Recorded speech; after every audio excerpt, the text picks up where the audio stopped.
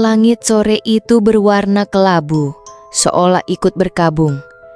Gerimis turun tipis saat aku dan keluargaku berdiri mengelilingi makam nenek. Udara lembab menusuk ke dalam jaketku, membuat bulu kuduku meremang tanpa alasan yang jelas. Atau mungkin ada alasannya. Aku, Aira, 23 tahun, cucu satu-satunya dari almarhumah Nyonya Kartinem, perempuan tua yang dulu begitu akrab dengan kemenyan dan doa-doa dalam bahasa Jawa kuno. Semasa hidupnya, orang-orang kampung menyebutnya Bu Kartinem Dukun Bayangan. Mereka bilang beliau bisa melihat sesuatu yang tak bisa dilihat orang biasa. Aku tak pernah percaya. Hingga hari itu. Setelah prosesi pemakaman selesai, aku kembali ke rumah peninggalan nenek. Rumah tua yang berdiri di pinggiran kota Salatiga itu terasa sunyi, bahkan terlalu sunyi. Cat temboknya telah mengelupas dan daun-daun kering berserakan di halaman seperti tak ada yang menyapu selama berminggu-minggu. Gagang pintu kayunya sudah usang, tapi ketika aku menyentuhnya, pintunya terbuka dengan sendirinya. Tidak terkunci, tidak juga macat. Seolah rumah itu tahu aku akan datang. Dan disitulah aku melihatnya. Cermin besar berdiri di sudut ruang tengah. Berbingkai kayu jati gelak berukiran sulur-sulur melingkar. Cermin itu setinggi tubuhku dan 2 kali lebih lebar dari tubuh kurus nenek. Ia tidak ada di sana terakhir kali aku mengunjungi nenek. Aira, itu milikmu sekarang, kata Tante Rini pelan dari belakangku. Ia memegang selembar surat warisan, menatap cermin itu dengan sorot takut yang tidak bisa ia sembunyikan. Maksudnya? Tanyaku sambil tetap menatap cermin. Ada sesuatu di sana yang membuatku sulit berpaling. Pantulannya tampak terlalu tajam, terlalu nyata. Wasiat dari ibu. Katanya kamu satu-satunya yang bisa menyimpannya. Tidak boleh diberikan pada orang lain. Harus tinggal di rumah ini, jawab Tante Rini. Lalu ia menunduk dan berbisik hampir tak terdengar. Katanya, kamu mirip dia. Aku menoleh. Mirip siapa? Dia yang tinggal di balik cermin itu. Aku tertawa kecil. Maksudnya, bayanganku sendiri. Tante Rini tidak menjawab. Ia hanya memeluk tubuhnya sendiri dan berjalan cepat keluar rumah. Sejak saat itu, aku tinggal sendiri di rumah nenek. Malam pertama terasa biasa saja. Tidak ada suara-suara aneh, tidak ada bayangan misterius, hanya kesunyian yang menggantung di setiap sudut rumah. Tapi malam kedua, segalanya mulai berubah. Sekitar pukul 2 pagi, aku terbangun karena mendengar suara berbisik. Awalnya samar seperti desir angin. Tapi semakin lama, semakin jelas. Aira. Aira. Aku duduk di ranjang, menahan nafas. Suara itu bukan dari mimpi. Aku menoleh ke arah pintu kamar yang setengah terbuka dan melihat cahaya redup dari ruang tengah. Dengan langkah pelan, aku keluar kamar dan menuju ruang tengah. Dan di sanalah aku melihatnya. Cermin itu. Bayanganku sedang menatap balik ke arahku, tapi tidak bergerak bersamaan denganku. Ketika aku melangkah mendekat, bayanganku tetap diam di tempat. Wajahnya menatapku lurus-lurus, tanpa ekspresi. Aku menelan ludah. Apa-apaan ini? Lalu, bayangan itu tersenyum. Tubuhku kaku. Jantungku berdetak begitu keras seolah ingin meloncat keluar. Aku mundur selangkah, dan saat itu juga bayangan itu mengangkat tangannya dan menyentuh sisi dalam cermin, seolah mencoba meraihku. Cukup, ini pasti mimpi. Aku menutup mata, menarik nafas dalam-dalam, lalu membuka mata lagi. Bayangan itu telah menghilang. Hanya pantulan ruang tengah yang terlihat seperti biasa. Aku kembali ke kamar dengan tubuh gemetar. Aku tak tidur malam itu.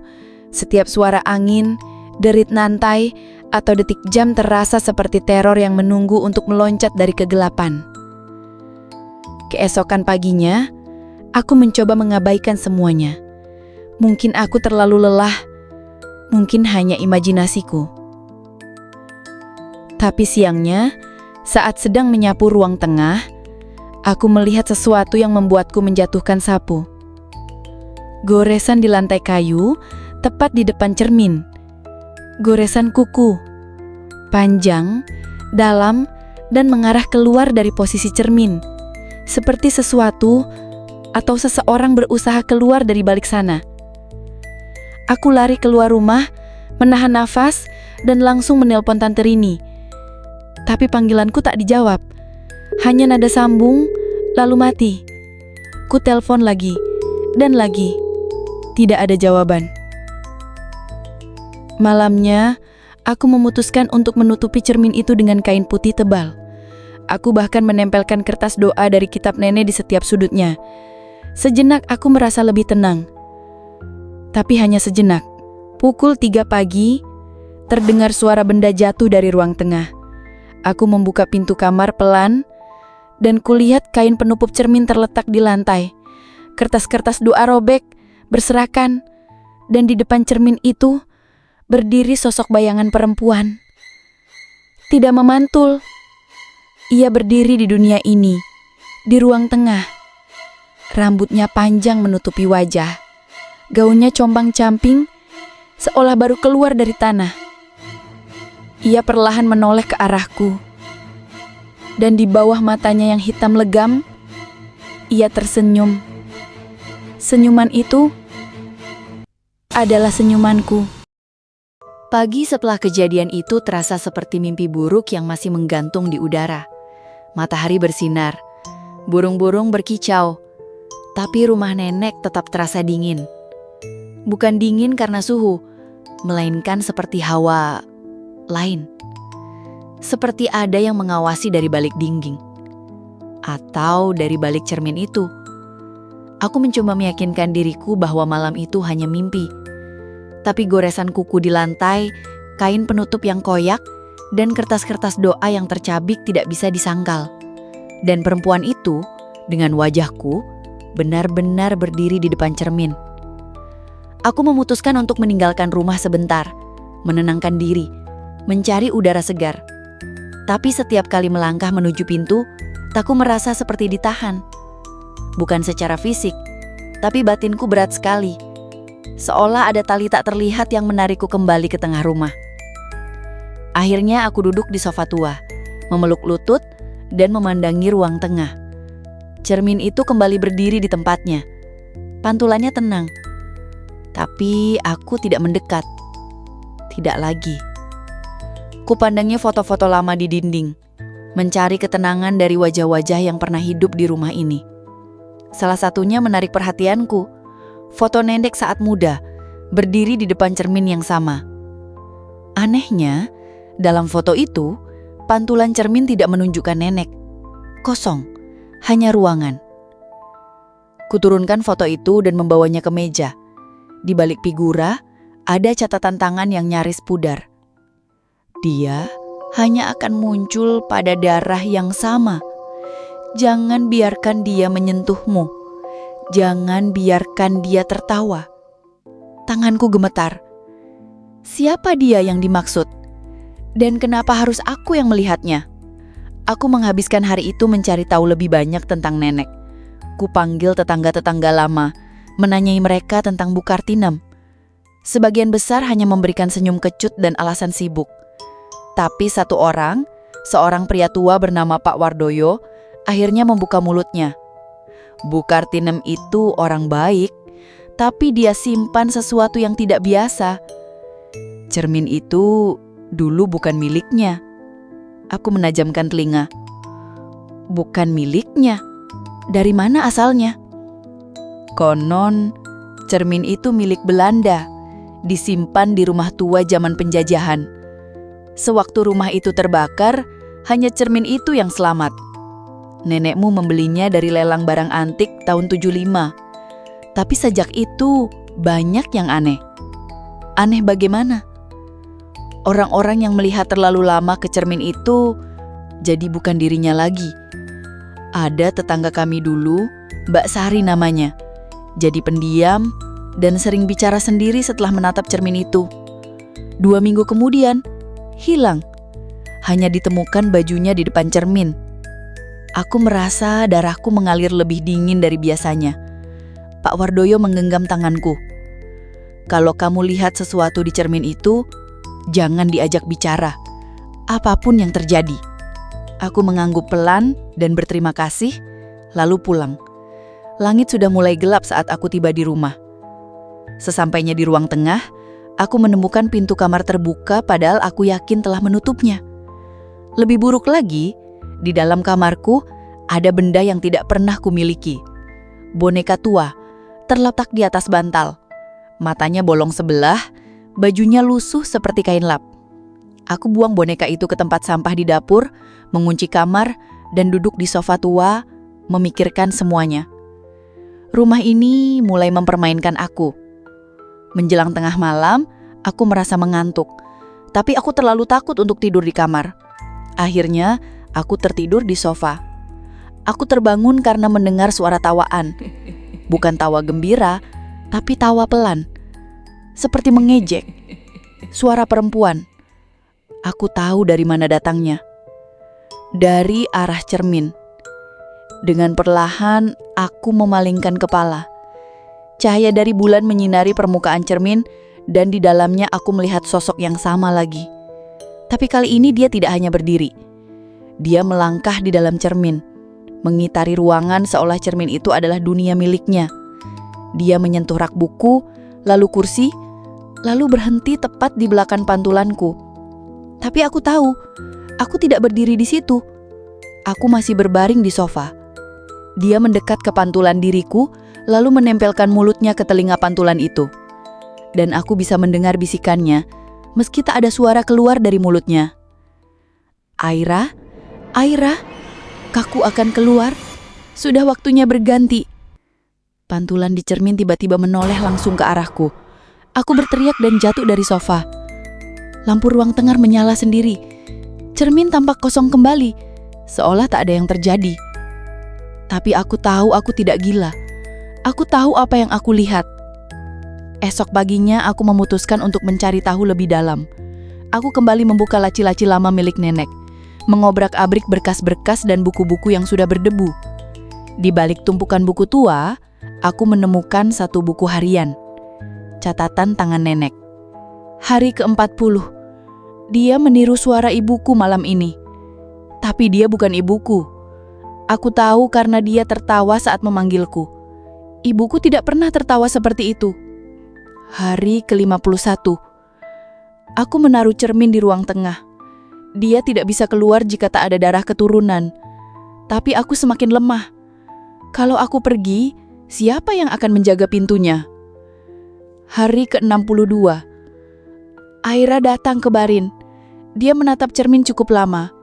Aku takut. Dia mulai mirip. Terlalu mirip. Kututup buku itu dengan tangan gemetar. Cermin itu bukan sekedar benda mati. Ia adalah pintu. Dan aku adalah kuncinya. Malam ini, aku akan menunggu.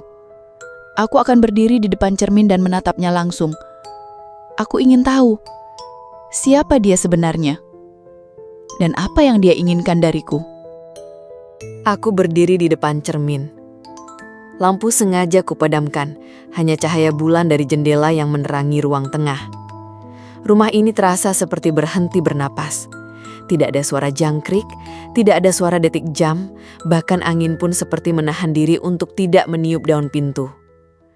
Jantungku berdetak keras saat kutatap permukaan cermin yang berkilau pucat. Bayanganku muncul, seperti biasa. Tapi aku tahu, ini bukan bayangan biasa. Dia mematung, tidak meniru gerakanku. Aku mengangkat tangan, bayanganku tidak bergerak. Ia hanya menatapku dengan mata gelap kosong yang terasa menyedot seluruh keberanianku. "Siapa kamu?" bisikku, suara serak keluar dari tenggorokan yang kering. Bayangan itu mulai tersenyum. Senyuman yang begitu lebar dan asing. Seperti mencoba meniru ekspresi manusia namun tidak benar-benar tahu caranya. Tiba-tiba, bayangan itu mengangkat tangannya dan menempelkan telapak ke permukaan dalam cermin. Aku refleks mundur tapi tidak bisa memalingkan wajah. Sesuatu muncul di permukaan kaca. Kabut samar seperti embun dari napas. Lalu muncul tulisan, "Tukar tubuh." Aku tercekat. Tidak, ini bukan mimpi. Aku ingin berlari tapi kakiku membeku. Ingin menjerit tapi suaraku hilang. Aku hanya bisa menatap tulisan itu perlahan memudar. Cermin kembali jernih. Tapi kini, bayanganku menghilang. Tidak ada pantulan sama sekali. Aku berlari ke kamar mandi, berdiri di depan kaca wastafel. Bayanganku masih ada di sana. Tapi saat aku berkedip, pantulan itu tidak. Ia tetap menatapku. Aku berteriak, menabrak wastafel, pintu, dan lari keluar rumah tanpa alas kaki. Angin malam mengiris kulitku tapi aku tidak peduli. Aku lari ke rumah Pak Wardoyo dan menggedor pintunya sekuat tenaga. Ia membuka pintu dengan wajah panik, lalu berubah menjadi khawatir saat melihat wajahku. "Masuk, masuk." Di dalam rumahnya yang hangat dan penuh aroma kayu manis, aku menceritakan semuanya. Pak Wardoyo mendengarkan tanpa memotong, hanya sesekali mengangguk pelan. "Sudah waktunya," katanya akhirnya. Cermin itu tidak bisa terus disimpan. Dia ingin keluar, dan satu-satunya jalan adalah kamu. "Kenapa aku?" Suaraku bergetar. "Karena darahmu. Kamu keturunan langsung dari penjaga terakhir cermin itu. Nenekmu bukan hanya dukun, Aira. Dia penjaga gerbang. Dia mengikat entitas itu di balik cermin. Tapi begitu dia mati, ikatannya melemah." Aku tidak bisa berkata apa-apa. "Kamu harus menyegelnya lagi. Tapi caranya tidak mudah. Kamu harus masuk ke dalam cermin. Temukan dia, hadapi dia, dan kunci gerbang itu dari dalam." Aku terpaku. Masuk ke dalam cermin? Itu bukan hal nyata. Cermin itu bukan sekedar kaca. Ia adalah batas antara dua dunia. Dunia kita dan dunia bayangan. Dunia tempat semua pantulan dikurung. Tapi jika salah satu pantulan lepas, maka ia bisa menggantikan kita selamanya. Malam itu aku menginap di rumah Pak Wardoyo, tapi tetap tidak bisa tidur. Setiap kali aku memejamkan mata, aku melihat wajahku tersenyum dengan mata kosong. Pagi harinya, Pak Wardoyo memberikanku sebuah kantong kain hitam. Isinya garam kasar, segenggam bunga kering dan seutas tali dari serat kelapa. "Ini bekalmu untuk ritual pembalik. Kau hanya punya satu kesempatan. Jika gagal, kau tidak akan bisa kembali." Kami kembali ke rumah nenek saat matahari berada tepat di atas kepala. Cermin masih di sana. Tidak ada yang berubah, seolah malam itu tidak pernah terjadi. Tapi saat aku mendekat, aku melihat jejak kaki. Jejak kaki seperti telapak telanjang, basah di lantai kayu, mengarah dari cermin ke arah kamar. "Dia hampir keluar," gumam Pak Wardoyo. Aku menarik napas panjang, lalu menaburkan garam di sekitar cermin, meletakkan bunga di tengah, dan menggenggam tali di tangan kananku. Pak Wardoyo membacakan mantra dari lembaran tua. Dan ketika aku membuka mata, pantulan cermin berubah. Bukan lagi ruang tengah yang kulihat, tapi hutan kabut. Pohon-pohon tak berdaun, tanah hitam basah, dan udara berkilau seperti air yang diam. "Masuk sekarang, sebelum celahnya menutup." Aku menyentuh permukaan cermin. Dingin, seperti es. Lalu seolah ditarik oleh pusaran air, tubuhku tersedot ke dalam permukaan kaca itu. Aku berteriak, dan semuanya menjadi gelap. Aku terbangun di tempat yang asing. Hutan. Tapi tidak seperti hutan biasa. Semuanya berwarna kelabu, langit tanpa matahari, tidak ada suara, tidak ada angin. Hanya keheningan dan desiran napas sendiri. Di kejauhan, aku melihat rumah nenek. Tapi bentuknya berubah, lebih tinggi, lebih sempit dan sepenuhnya dari cermin. Aku melangkah. Setiap langkah terasa seperti melawan air, berat dan lambat. Tapi aku tahu aku harus sampai ke sana. Aku harus menemukan pantulan yang ingin menggantikanku. Dan aku harus mengakhiri ini. Langkahku terhenti di depan rumah itu. Rumah yang seharusnya milik nenek, tapi sekarang berdiri sebagai bangunan tinggi menjulang dari kaca, mengkilap, tak berwarna, dan memantulkan dunia kelabu di sekitarnya. Dinding-dindingnya bergerigi seperti pecahan kaca yang disatukan menjadi bentuk rumah. Aku mengusap peluluh di kening, meskipun udara di sini dingin membekukan. Tanpa suara, tanpa angin, tempat ini terasa seperti mati, tapi penuh dengan tatapan tak kasat mata. Setiap langkah menuju rumah itu terasa seperti melewati lapisan waktu. Kakiku tenggelam dalam lumpur kelabu, dan udara seperti menekan tubuhku dari segala arah. Pintu depan rumah itu terbuka. Di dalam, segalanya terbalik. Ruang tamu nenek memang ada, tapi pantulannya terbalik. Meja di langit-langit, kursi menggantung, lampu menyala dari bawah. Cermin-cermin kecil menutupi seluruh dinding, tapi tidak ada satupun yang memantulkan diriku. Semuanya kosong, seperti aku tidak ada di dunia ini. Aku melangkah masuk. Suara langkahku bergema. Bukan hanya satu gema, tapi seperti ada langkah-langkah lain yang mengikuti dari berbagai arah. Aku berhenti, dan gema itu berhenti. Aku berjalan lagi, dan gema itu seperti bergerak bersamaku. Kadang di samping, kadang di belakang. Di tengah ruangan ada meja tua yang di atasnya tergeletak foto nenek. Foto itu terbakar separuh. Dan di sisi lain meja ada cermin kecil bulat, seukuran wajah.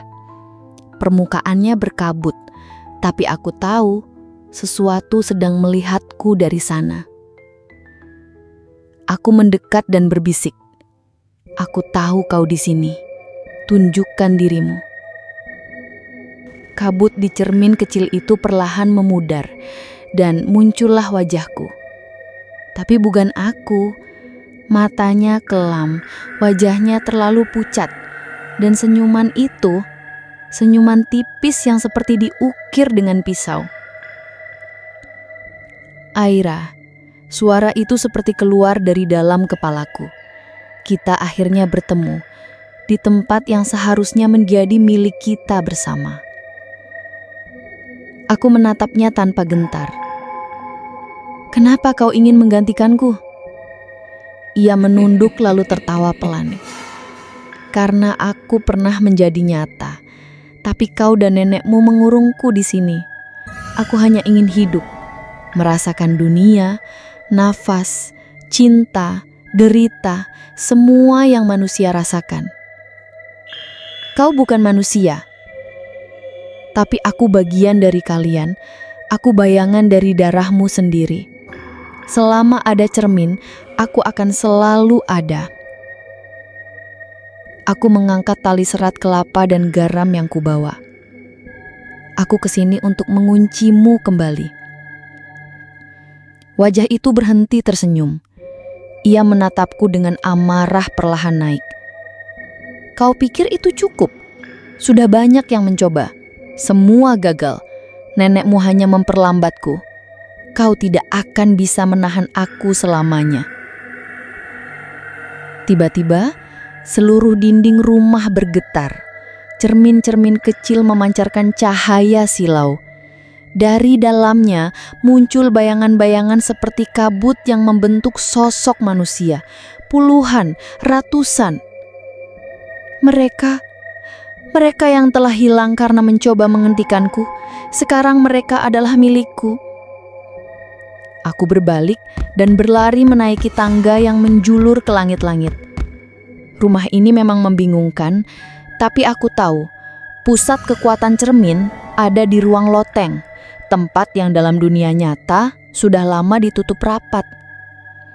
Tangga itu tampak tak berujung, tapi aku terus naik sampai akhirnya tiba di ruangan kecil dengan satu jendela besar dari kaca. Di sana berdiri versi lain dari diriku.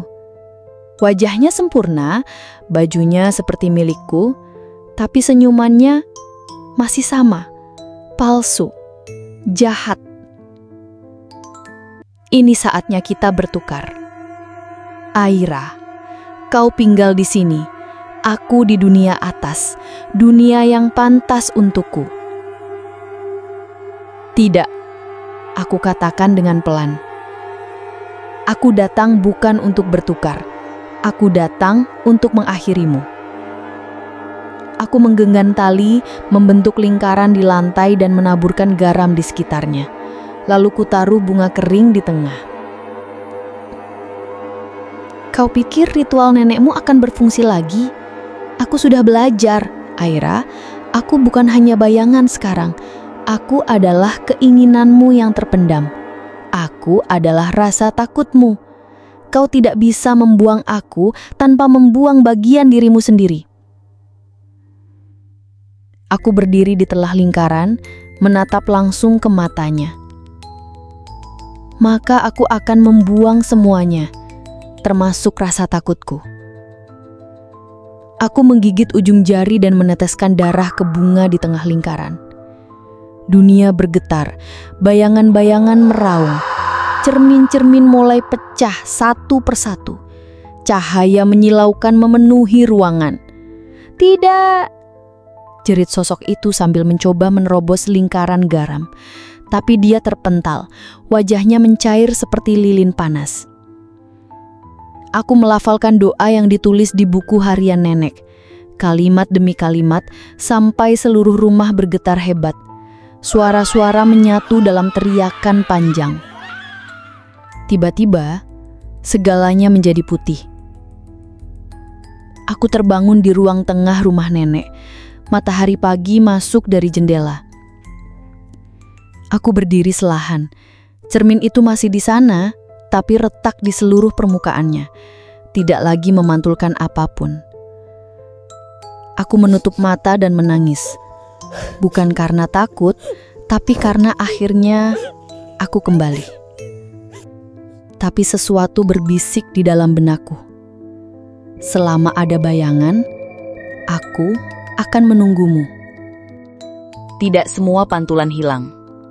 Sudah 3 minggu sejak aku keluar dari dunia cermin. 3 minggu sejak aku menyegel sosok yang menyerupai diriku. 3 minggu sejak retakan memenuhi permukaan cermin tua warisan nenek. Dan selama 3 minggu itu pula, aku tak pernah menatap cermin. Aku kembali menjalani hidup di luar rumah nenek. Mengontrak kamar kecil di kota, kembali bekerja sebagai asisten desain interior, berusaha menjalani hari-hari biasa. Tapi rasa biasa itu palsu. Setiap kali melihat pantulan di kaca etalase toko, di jendela bus malam, di sendok makan, aku merasa ada sesuatu yang tidak sinkron. Gerakanku terasa sedikit lebih cepat daripada bayanganku. Atau mungkin sebaliknya. Aku memaksakan diri untuk tidak peduli. Tapi malam-malamku masih diisi mimpi buruk. Dunia kelabu, rumah cermin, dan suara tawa. Sampai suatu hari, aku menerima surat. Tanpa nama pengirim. Hanya satu baris tulisan dengan huruf tegak. Sudah waktunya kembali. Tidak ada yang tahu tentang pengalamanku selain aku dan Pak Wardojo. Tapi Pak Wardojo tidak mungkin mengirim surat itu. Aku mencoba menelponnya. Tidak aktif.